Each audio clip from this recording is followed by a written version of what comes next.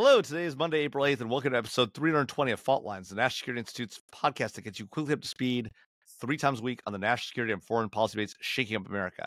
I'm NSI's founder and executive director, Jamil Jaffer. I'm joined today on the Day of the Eclipse by NSI's deputy director, Jessica Jones, and senior fellows Lester Munson and Morgan Vienna. So in addition to today being the Day of the Eclipse, we are having some serious diplomatic crises going on in Latin America. Specifically, on Friday, the Ecuadorian government raided the Mexican embassy in Quito, Ecuador, in order to reacquire former Vice President Jorge Glas. Jorge Glas had retreated to the embassy after a judge ordered him back off of parole back to jail following his convictions for bribery and corruption.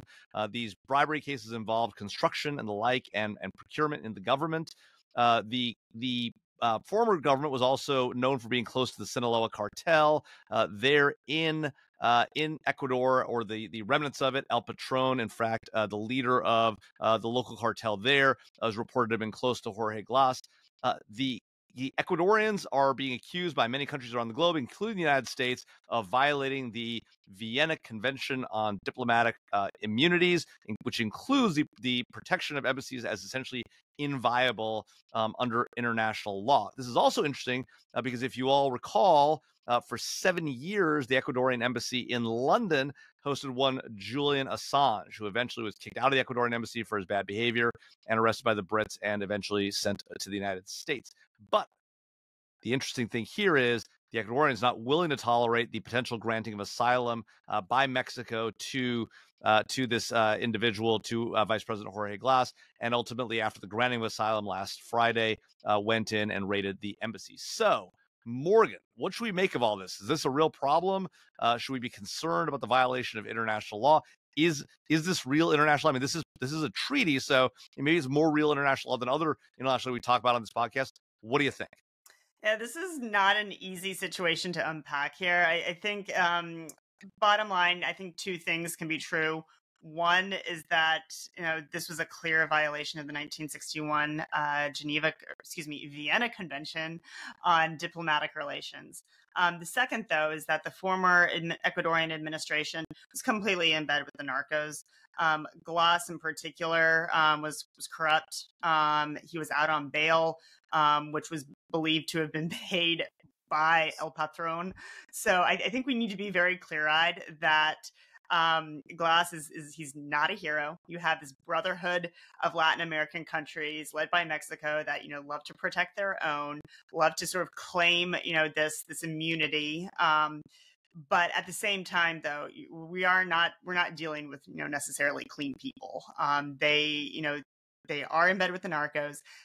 Ecuador is plagued by, criminal gangs, much of which, have connections, as you mentioned, to the Sinaloa cartel in Mexico. So I think we just need to be very sort of clear-eyed about this situation. I would also note that the current Ecuadorian government is really sort of taking a look at neighboring El Salvador and their model and how they are cracking down on the cartels there. For its part, the United States is also has better relations with this administration than it did with the previous one.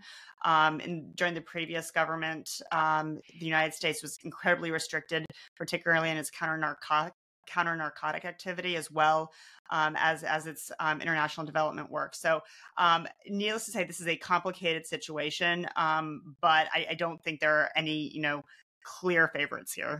So, Jess, Morgan tells us there's no heroes here, but appears to be making some amount of excuses for what everyone else seems to think is a pretty clear violation of international law, the invasion of an embassy to get, admittedly, a convicted, corrupt politician. Should we be concerned about what's going on here? Should we be worried that this is going to lead to other attacks on embassies, whether in Ecuador or elsewhere? I mean, Morgan's right that we do have this new president, Daniel Noboa, who is favored by the United States. Obviously Ecuador has been a challenging country for us for a while. I mean, should we give this guy a pass? Is this all right?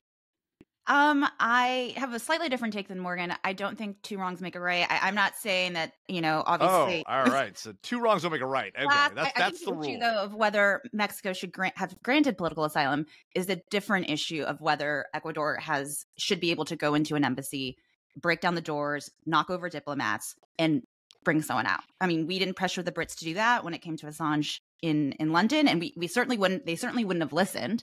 And so I don't think there's any difference here. I mean, obviously, Noboa, the U.S. government has been providing additional support in the wake of increasing violence in Ecuador. Noboa himself is, running for re-election next year on, restoring law and order and that tough guy image, which we're continuing to see in Latin America. And so this is a political, a domestic win for him. But we shouldn't allow international law to be walked over just so he can get a domestic win. Well, so President Obrador in Mexico, obviously very concerned about this. His ambassador was PNG'd the day before, right before asylum was granted, right? And so there's some tension here that already was bubbling over. No love lost. I mean, is this just another sort of run of the mill? It's Latin America. These things happen. We should let it go, or should we be defending the rule of law here? And look, I guess at the end of the day, the Ecuadorian's position could be, well, we don't really care about the Vienna Convention, and come after our embassies if you want to. But of course, neither we nor the Brits did that when it came to Julian Assange. And what do you think about the solar eclipse? Solar eclipse, there'll be another one soon. Jamil, I think the important thing we do here is embrace the nuance of the situation, as Morgan was indicating. And if we don't do that, we're failing.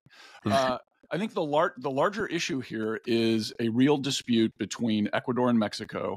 AMLO insulted Noboa by implying he had come to power illegitimately. This is part of a larger arm wrestling match between the right and the left in Latin America, and there's other examples of this.